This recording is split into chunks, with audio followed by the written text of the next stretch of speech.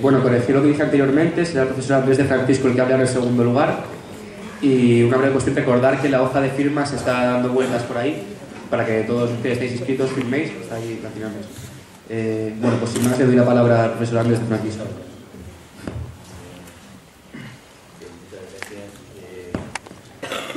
¿Sí? ¿Se me oye? Bueno, ante todo quiero agradecer, bueno, aparte de las palabras de Manuel en la presentación, la invitación, felicitar a la Asociación Estudiantil La Caverna, en fin, la iniciativa y particularmente la invitación porque bueno, aquí me voy a permitir una pequeña autoindulgencia emocional. Pues realmente me resulta muy satisfactorio, ¿no?, en el plano personal estar aquí hoy, porque, bueno, por varias razones. Primero, porque yo estudié en esta facultad, y segundo, porque es la segunda vez que estoy sentado en esta mesa, y curiosamente la primera, hace ya más de 20 años, la ocupé como miembro también de una no era una asociación estudiantil, era una especie de grupo de discusión, pero el caso es que organizamos unas jornadas, dos ciclos de conferencias, una en homenaje a Sacristán y la otra, que la celebramos aquí, un ciclo sobre Marx, ¿no? Entonces, bueno, pues este bucle temporal pues me produce una enorme satisfacción, ¿no?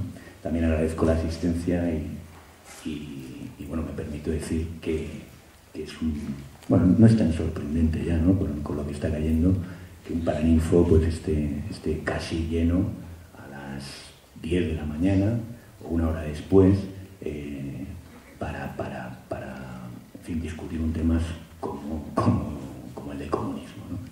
Bien, yo voy a ser muy esquemático.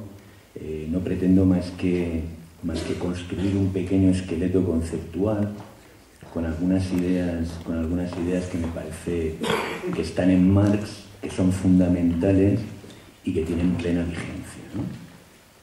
Y quiero empezar felicitando por el acierto, ¿no?, de abrir una mesa en la que la palabra comunismo está asociada a la palabra libertad, ¿no? Porque, en fin, por razones históricas complicadas, pero en cualquier caso también por méritos propios de la tradición comunista, el comunismo terminó siendo asociado a la falta de libertad, ¿no? Los regímenes comunistas pues terminaban siendo regímenes totalitarios donde si algo se cercenó o se eliminó fue la libertad, ¿no? Entonces, me parece un acierto, ¿no?, porque soy de la opinión, estoy absolutamente convencido que si el comunismo es algo, y desde luego así lo fue para Marx, y la mejor tradición marxista fue un proyecto de emancipación de la sociedad ligado al concepto de libertad, ¿no? Bien, entonces, tirando de este hilo, voy a intentar, como le dije, desarrollar este pequeño esqueleto conceptual, ¿no? Con 4 ideas fundamentales. La primera es que este proyecto de emancipación está ligado fundamentalmente al concepto de trabajo. Si algo es el comunismo, es una sociedad donde el trabajo ha sido emancipado, donde podemos hablar de la libertad del trabajo. Esto es fundamental también desde Marx, y yo creo que es algo que podemos compartir perfectamente con él, porque para Marx el trabajo es una categoría ontológico, socialmente y antropológicamente central, por una sencilla razón, porque el hombre produce su existencia y no podemos dejar de producir la existencia. La existencia no nos viene dada. Hemos salido hace mucho tiempo del jardín del Edén, donde cogíamos la manzana y nos la comíamos. No, o sea, cumplimos el castigo bíblico de tener que producir nuestra existencia, lo cual hace, insisto, que la categoría de trabajo sea una categoría antropológico-socialmente fundamental. No podemos librarnos de este problema. Entonces, tenemos dos posibilidades. El trabajo puede ser un trabajo libre y autorrealizante, o puede ser un trabajo dominado y castrante, alienante. ¿Bien? Bien, esto parece una dicotomía, en fin, puramente académica, pero desde luego no lo es. Me parece que no es un problema central porque fuera central para el marxismo. Es un problema central porque es un problema central para la realidad social. ¿Por qué? Pues porque la mayor parte de la gente pasa su existencia, o la mayor parte de su existencia, trabajando de forma dominada, sometida y alienada. ¿De acuerdo?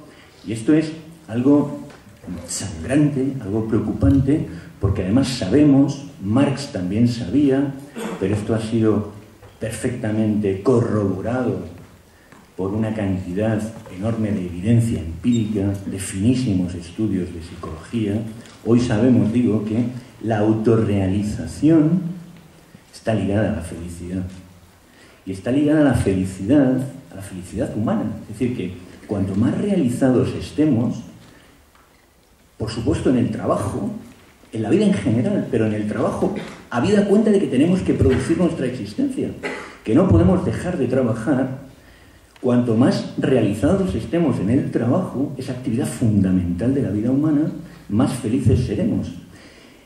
Y la conexión que se establece entre autorrealización, es decir, ese proceso de objetivación de las capacidades humanas, de realización de la propia riqueza interior, polifacética, que atesoramos en cuanto seres humanos, está ligada con la felicidad porque hay algo en esas actividades autorrealizantes que tiene que ver con el autotelismo.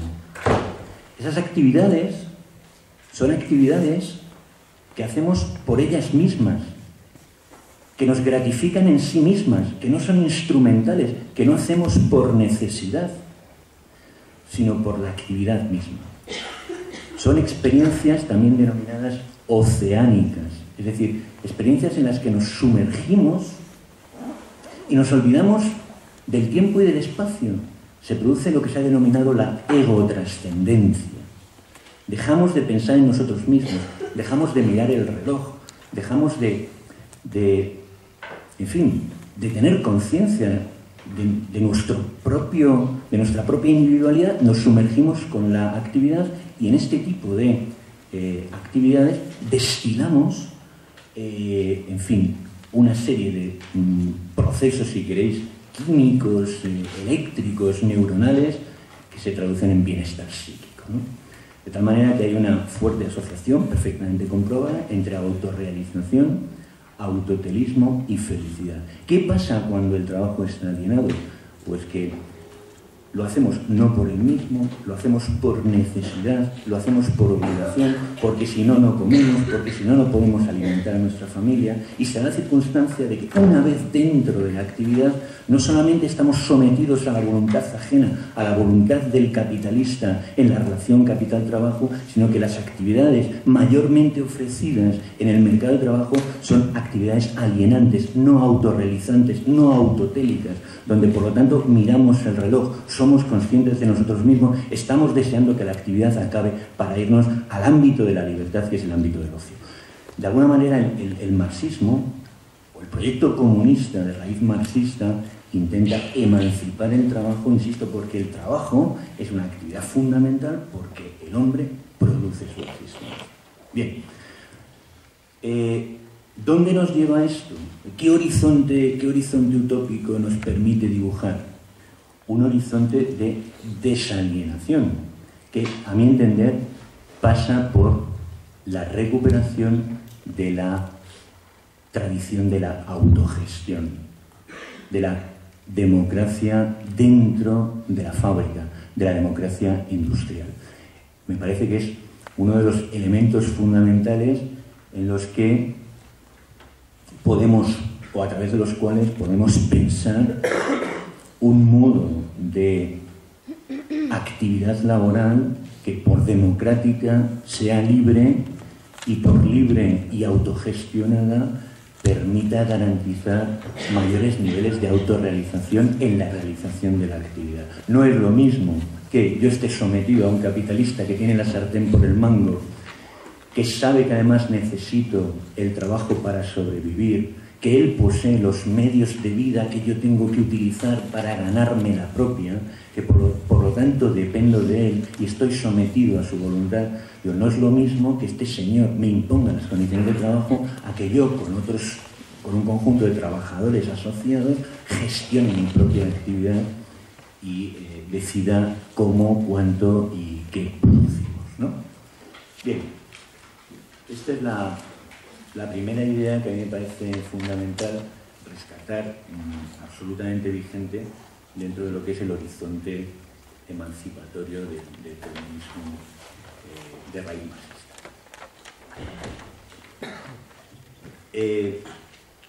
Insisto, nos abre un horizonte anticapitalista que nos lleva a una concepción autogestionaria de la producción, ¿no? Y democrática de la producción. Bien, la segunda idea que quiero rescatar. En una sociedad como la capitalista, donde se produce el fenómeno de la dominación del trabajo y por vía de la dominación del trabajo su explotación, y un sistema que reproduce esta relación fundamental de dominación, lo que termina ocurriendo es lo siguiente, y esta es la segunda idea. Ocurre que unos pocos obtienen más de lo que se merecen y los muchos obtienen menos de lo que necesitan. Repito, en un sistema generalizado de dominación y explotación del trabajo, como es el capitalismo, termina produciéndose necesariamente esta polarización entre unos pocos que obtienen más de lo que se merecen y los muchos que obtienen menos de lo que necesitan. Pocos y muchos, es decir, un sistema polarizado de distribución de la riqueza y de la satisfacción de necesidades, fundamentalmente porque el capitalismo no solamente es un régimen de dominación y explotación, también es un régimen de acumulación y de reapropiación ampliada de la riqueza. Por lo tanto, el proceso de polarización es un proceso necesario. Bien, a esto se le llama un régimen oligárquico. Esto es una oligarquía perfectamente compatible con las instituciones del parlamentarismo inglés, de la democracia representativa, llámesele como se quiera. No solamente es un régimen oligárquico, sino que es un régimen injusto. Bien, otro de los objetivos del comunismo de raíz marxista sería revertir esta situación donde los pocos obtienen más de lo que se merecen y los muchos menos de lo que se necesitan, mediante un criterio de distribución que es el célebre criterio de distribución comunista. A cada cual según su necesidad, de cada cual según su capacidad. Que es un esquema, cuidado, no es un esquema igualitarista. Yo no creo que el comunismo sea un régimen igualitarista, es un régimen libertario e hipersolidario. Estos son, yo creo, los dos polos normativos fundamentales, fundamentalmente porque, aparte de esto está probadísimo, ¿no? La raíz anarquista del pensamiento marxista es un régimen donde la diferencia individual es algo que el propio sistema garantiza, precisamente porque garantiza la autorrealización personal, ¿no? Bien, entonces esta es la segunda idea, el proyecto de reversión de un esquema de distribución oligárquica que acaba en la oligarquía y en la injusticia social, posibilitado por la existencia de mecanismos muy poderosos de dominación y explotación, no solo, pero fundamentalmente del trabajo. Bien, entonces voy a la tercera idea, esqueleto conceptual. Esto Marx lo condiciona, la posibilidad de realización de esta distribución comunista, lo condiciona a tres factores o a tres hechos. Uno, la superación. Son ideas en fin, muy conocidas, pero yo creo que son más conocidas que pensadas, ¿no? La superación de la esclavizadora división social del trabajo, el hecho de que el trabajo pasaría a ser la primera necesidad vital y el hecho de la abundancia, es decir, de la capacidad en principio infinita de producción de bienes y servicios. Como veis, son tres condiciones productivistas, materialistas: trabajo, trabajo y producción. Son las tres grandes condiciones que Marx pone a la realización del comunismo en cuanto que esquema solidario y libertario de distribución. ¿Bien? ¿Qué decir de estas tres condiciones? ¿Qué nos pueden enseñar? Bien, la última, la de la potencial producción infinita de bienes y servicios, es a su vez la condición de posibilidad de las otras dos, al menos en Marx. O sea, si no somos capaces de garantizar la abundancia, no seremos capaces de superar la esclavizadora visión social del trabajo, ni hacer que el trabajo sea la primera necesidad vital, ¿no? Bien, el problema que tenemos es que hoy nadie se atreve, ni en el plano teórico ni en el plano práctico, a comprar este primer axioma, ¿no? Esta primera condición. Nadie cree ya en la capacidad de las sociedades industriales en fin, garantizar la abundancia o la producción infinita de bienes y servicios, por razones demográficas, por razones ecológicas, por razones bioeconómicas, da igual. O sea, esto ya está asumido que tenemos que compadecernos con la escasez y ser capaces de gestionarla. ¿De acuerdo? Bien, entonces, en condiciones de escasez relativa, ¿qué podemos hacer con la división social del trabajo? ¿Qué podemos hacer con el trabajo como primera necesidad vital, ¿no? O sea, bien, antes de esto, conviene saber qué piensa Marx sobre la división social del trabajo. Entonces, yo recomiendo que se lean las páginas maravillosas, bueno, decir que en Marx las páginas maravillosas, como si el resto no lo fueran, ¿no? Bueno, pero las páginas maravillosas que dedica en el Capital, en el primer libro del Capital, al tema de la división del trabajo. Son páginas fundamentales, son páginas muy profundas. Entonces, ¿qué nos viene a decir Marx ahí en esencia? Bien, en esencia nos dice que el capitalismo de mercado moderno ha hecho dos cosas. Primero, ha hecho que la división social del trabajo sea anárquica, porque es producida a través del mercado, y que la división manufacturera o técnica del trabajo, la que se produce dentro de la unidad de producción, dentro de la empresa, sea despótica.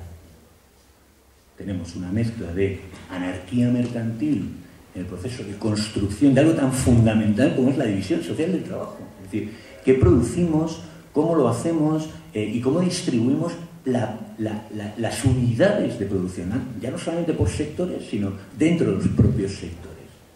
Una sociedad como la nuestra, tan compleja, no podría sobrevivir, no podría suplir a sus necesidades sin una fortísima y desarrolladísima división social del trabajo. Pues bien, lo que más nos dice, cuidado, porque esta división social del trabajo es anárquica,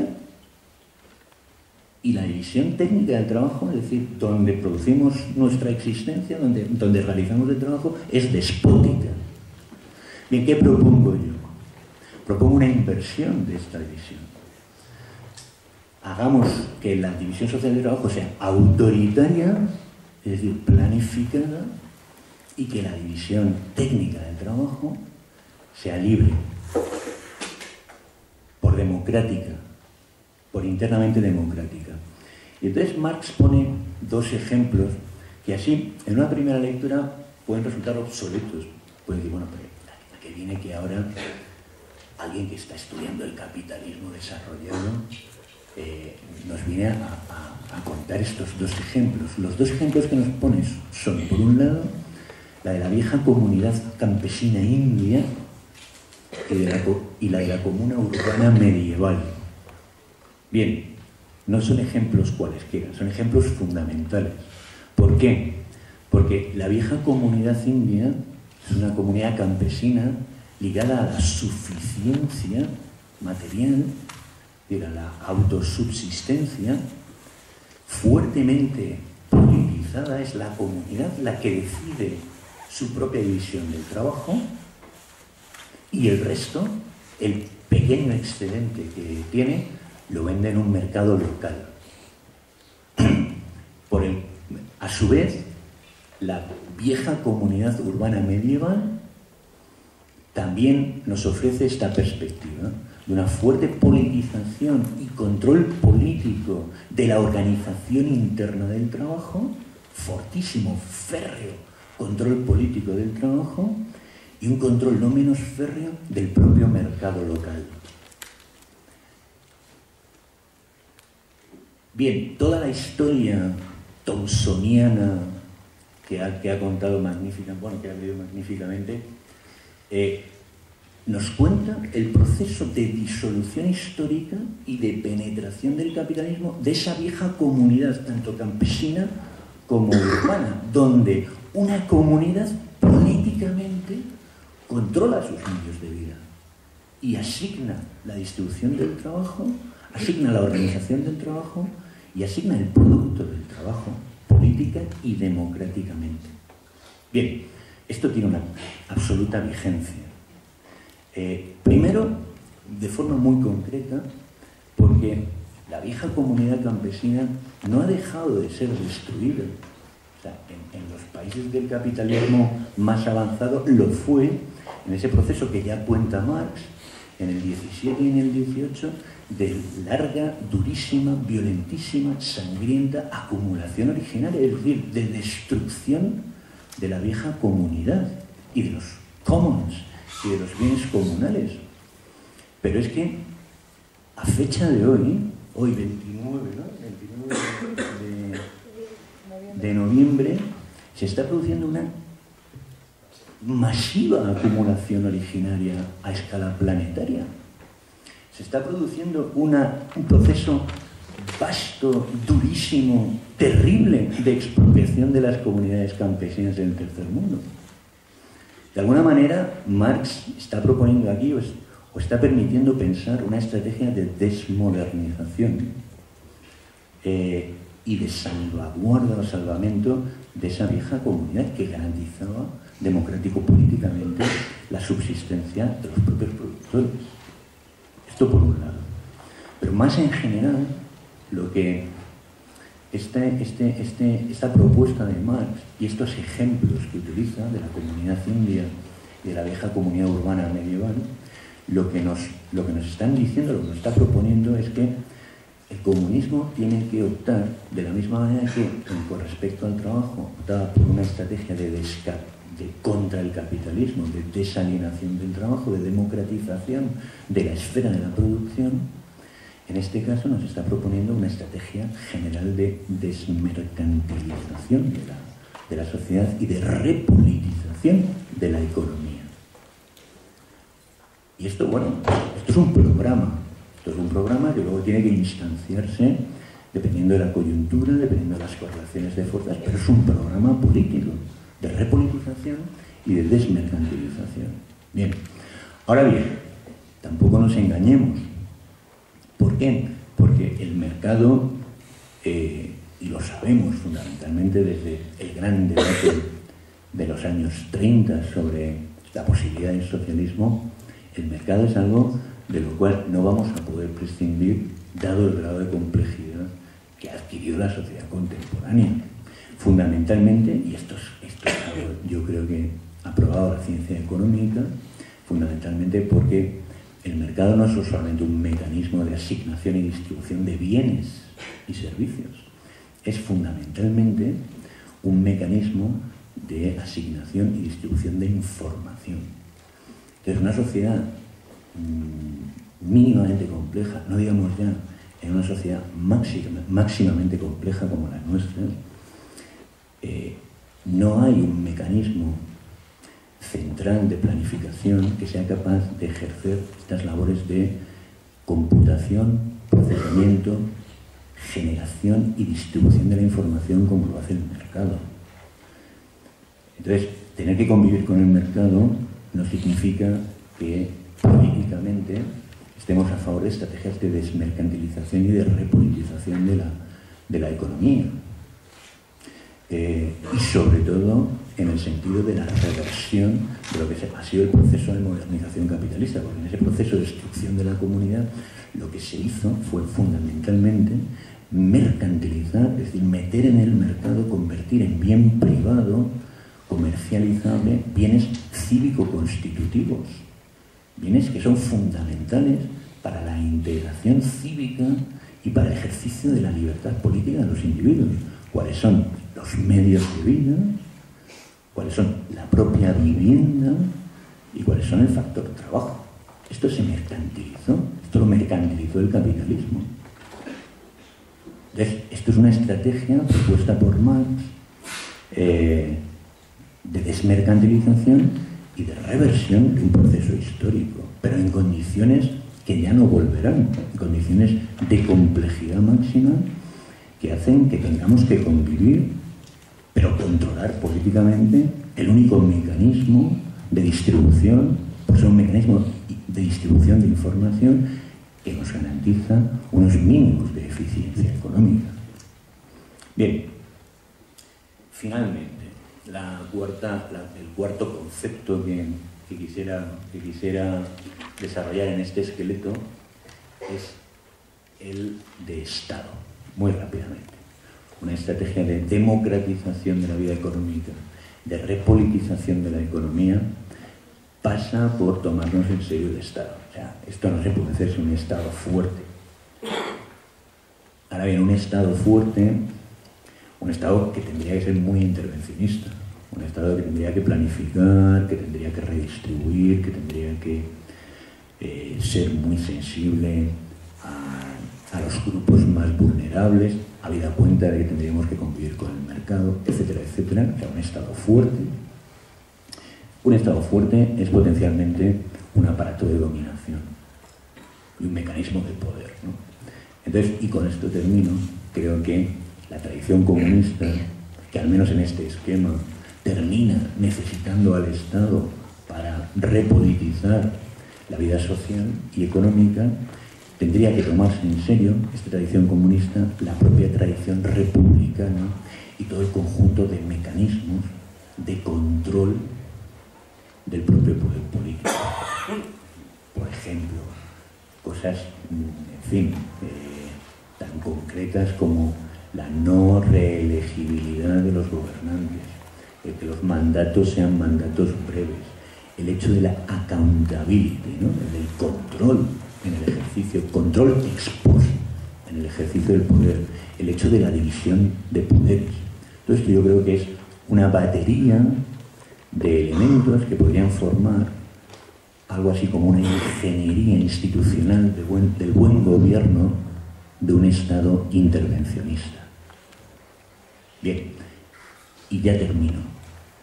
El control del Estado, control por parte de la sociedad civil del Estado, la accountability sobre los gobernantes, exigiría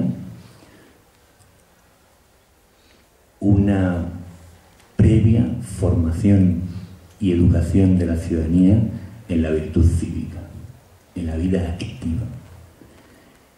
Es decir, en un conjunto de hábitos de participación y de control y de comprensión de la propia vida política. Y no solamente hábitos, sino también una educación sentimental. Yo creo que una ciudadanía activa comunista, que quiere una sociedad justa, donde nadie quede fuera, donde se satisfagan las necesidades y donde solidariamente cada uno aporte sus propias capacidades, tendría que trabajar esa sociedad civil fundamentalmente con 3 emociones: la ira, la indignación y la compasión. Porque la repolitización de la sociedad comunista sería una repolitización por la vía democrática, y sabemos, lo ha sabido el pensamiento republicano desde siempre, que la compasión es la más democrática de las emociones. Pero sin indignación, sin capacidad de indignación y sin capacidad de ira, es imposible tampoco organizar una contestación social y un control desde la propia sociedad civil. Nada más. Muchas gracias.